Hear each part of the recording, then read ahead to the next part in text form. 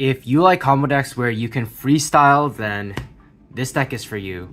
What is up, guys? This is tcgsam here, and in today's video I'm coming at you guys with my top 4 Adamemancipator deck. I think the deck is okay this format. It's not, of course, one of the top decks. It's not one of the best combo decks out there, but I like it because you never know like where you're gonna end up with your starting hand. It could all like change, and I think the rewarding part about this deck is playing around that sort of like RNG and being able to still put up impressive boards despite having like bad luck, for example. But without any further ado, let's just hop straight into the deck profile.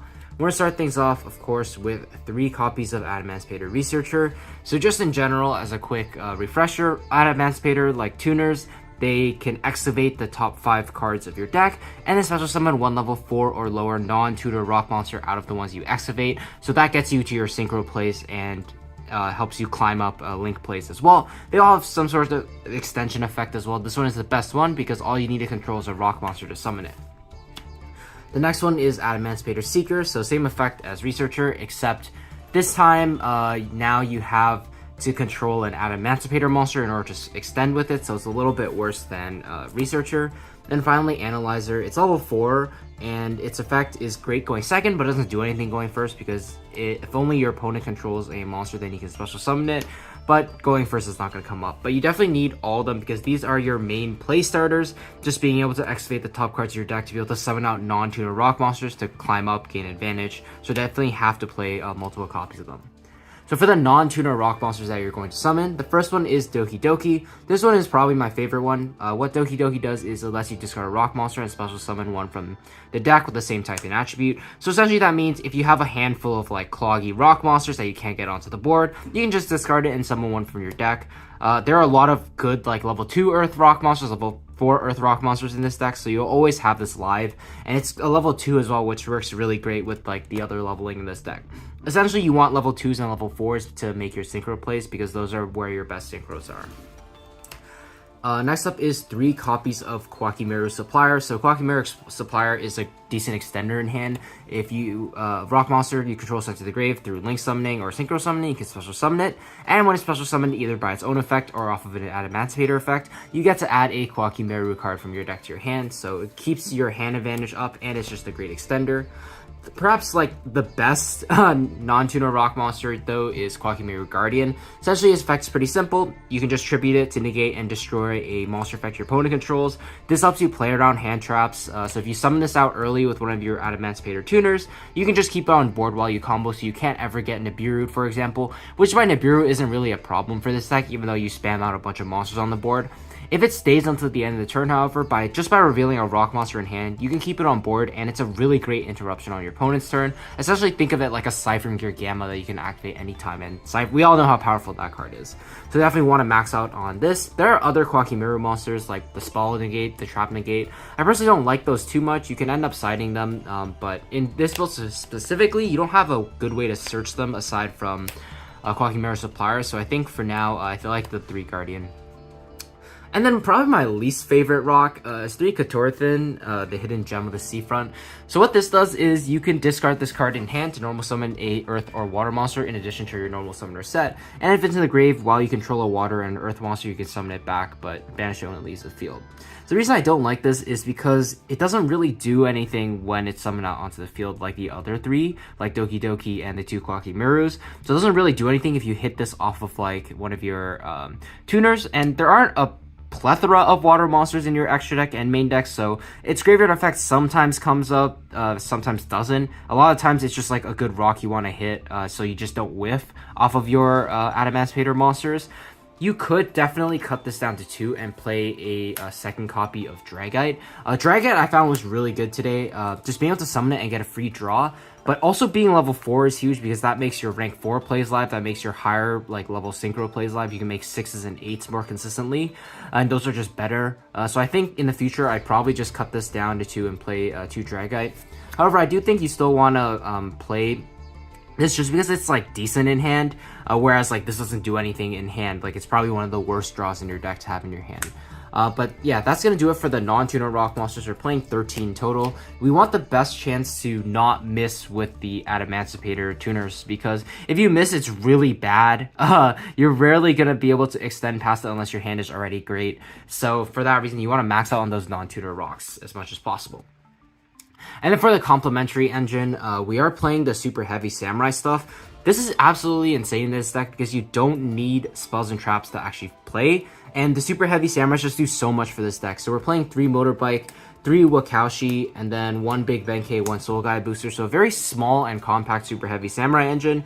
But essentially what this does for you is if you have bike or level 2 tuner in the graveyard, this alone gets you Baronne de Fleur and full pendulum skills. So that protects your plays and gives you a way to extend through pendulum summoning. Or if you don't have access to plays already, these are also starter cards because you can just overlay with the Soul Guy and the Wakaushi to make Gallant Granite, and the Gallant Granite adds any rock monster like Adamancipator Researcher from your deck to your hand.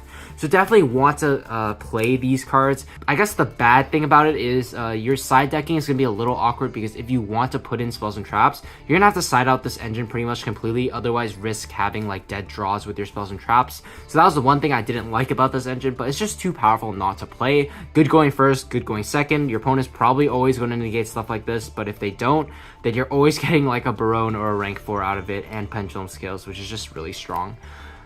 So yeah, that's it for the main engine cards. And then for the non-engine, this is what I chose to play for the tournament. I don't think this was very correct, but I ended up playing Bell, Ash, Droll, and Pankratops.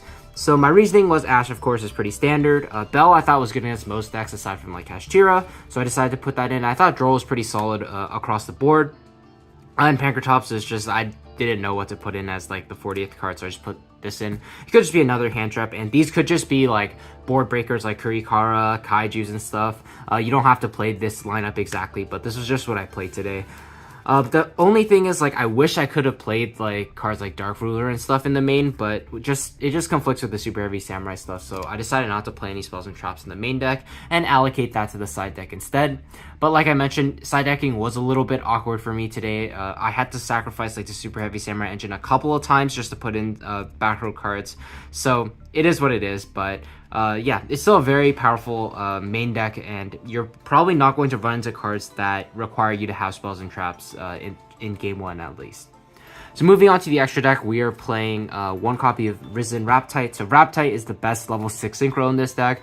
It's pretty much activates the top 5 cards of your deck, and any rock monster you hit, you can summon it. So it could be one of the tuners as well, which is really huge. So you can just keep going from there. It's also great because we do play a couple of wind monsters, especially with our Excel Synchro Stardust Dragon. It's a wind monster. We're going through it a lot in our combo, so we'll always have a wind monster in graveyard so that we can have this on the board, not only as follow-up, but also as a DD Crow during our opponent's turn, which can be really strong.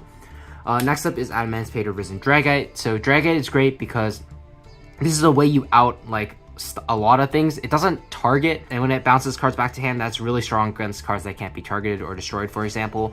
It's also a spell and trap negate as long as you have a water monster in the graveyard, so that's why you kind of have to play those water monsters like Cathorthan in the main deck, even though it's not the greatest. I think it's still important enough to actually play though, just because of how powerful Dragonite is. That's it for the Adamancipator Synchros. I don't play the Fire one, the Leonite. I don't think it's that great.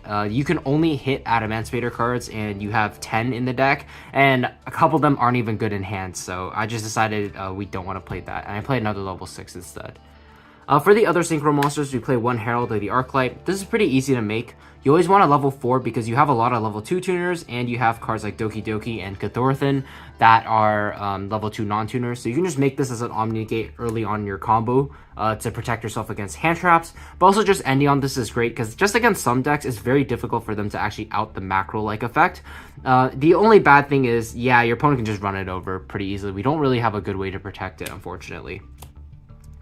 For the next Synchro, I play Coral Dragon. So this is a little unorthodox, but I like Herald Dragon over a card like Leonite because through testing, I found myself lacking tuners a lot of the times. Like, I just have 1 tuner on the board and maybe a bunch of non-tuners. So I think by having Herald Dragon, I think not only does it put the water monster in grave, which is really important for Dragonite, it not only does it get me a draw when I synchro summon with it, not only is it like an out to like problem cards as well, but I just think just having access to another tuner easily accessible in the extra deck is great. So it just fulfilled a lot of the different roles that I felt this deck needed, and for that reason I think Herald Dragon is definitely one of the cards in this deck that you want to consider playing. Next up, I play Crystal Wing Synchro Dragon. This is pretty easy to make because you have level 6s like Raptight, and you just this plus any level 2 Adamancipator tuner makes this. This is pretty strong to help you play around a card like Nibiru as well. You could also, if you really want to do it, make Herald and then go into this. This can also help you out like big monsters, so I think I really like Crystal Wing for that reason. And then we're playing 1 copy of Excel and 1 copy of Barone. You have a plethora of level 2 tuners in this deck. So you have Bike, you have Researcher, and you have Seeker. And the crazy thing about Stardust is like, it doesn't negate the tuner you summon back. So if you summon back one of the level 2 tuners and haven't used its effect, you can actually use that later on in Excavate and just keep going on your combos. But also, of course, it just bridges you into Barone, and Barone is just one of the strongest cards in this extra deck. And then, of course, there's a Wind Monster, so for Raptight, you get that extra bonus DD Crow effect, which is great. Next up for the Link Monsters, this is probably the weakest part of the deck. I wasn't too sure what to play. I decided to go for IP Masquerena as the Link monster because I figured there's going to be times where I wouldn't be able to get enough tuners onto the board, and I just have a bunch of random bodies, and linking away for Masquerena can be decent. For the Masquerena targets, I played Unicorn and Appaloosa. I never made any of these today. I rarely ended on Masquerena. I tried my best to end on like Synchro Monsters a lot more because they're just a lot better than this. Just because it's kind of awkward already because this deck doesn't have great follow-up. You don't want to be discarding cards out of your hand unless you absolutely have to with the card like Unicorn. And Appaloosa, the idea was like, oh, I can like maybe make it before I go too deep into my combo to protect against hand traps. But it just never came up. So in the future, like I might consider cutting down on like Appaloosa and playing like another Synchro Monster instead, and just like putting Masquerena, Unicorn, and then Access Code as like a very bare bones like link package, just so I have access to like removal and a big monster to attack for game. Still be decent, so you can cut it if you want and just play another Synchro. But I decided to go with it today, and it just didn't work out. For the XDS Monsters, I'm playing 1 copy of Shadow Mosquito, so I never made this either. But the idea behind this was going second. You have a lot of level 2s in the deck. You have like level 2 tuners and such, and I figured this was just a great way to bridge into Zeus potentially, or if you have a board full of monsters, because this deck is very good at putting out a lot of monsters, but there are gonna be times where like they're not like tuners and such, and their levels don't match up, for example. So I thought you could make this and maybe OTK an opponent or something. It never came up. I don't know how often it'll come up either, because the level 2s aren't like the easiest to get onto the board going second. You have a lot of free level 4 summons like the super heavy samurais and like the Adamancipator Analyzer and Quake Supplier, so perhaps this should have just been another rank 4 instead, but yeah, this is just a potential option that you can have. And then 1 copy of Gallant Granite. This card is great. Your Super Heavy Samurai engine can now bridge into your main rock combos, and that makes the Super Heavy Samurai cards starters as well as great extenders as well, which I really like. So Gallant Granite, and then 1 copy of Baguska. This was like the plan B if you get hand trapped, for example. You can also use it to bridge into Zeus when going second, since it can't be targeted in attack position, so it's pretty good. So that's going to do it for the deck profile. Hope you guys enjoyed it. Do stay tuned for the test hand video that's going to be coming out right after this, so you guys can sort of see like what I think about when I'm doing these combos and how strong this deck can be. So do stay tuned for that. But with that being said, I just want to thank you guys so much for watching, and I'll see you guys in the next one. Take care.